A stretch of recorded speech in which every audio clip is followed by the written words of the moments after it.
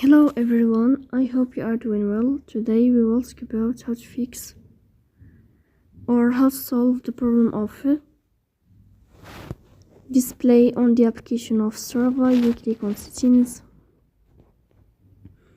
Here you will click on apps, default apps, app settings.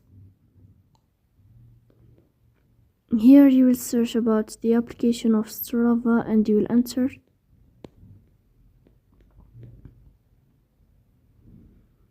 In this page you will click on first stop and you will click OK. Here you will click on storage. Then we click on clear cache. Then you will turn off your Wi-Fi and you will turn on your Wi-Fi again to fix that problem.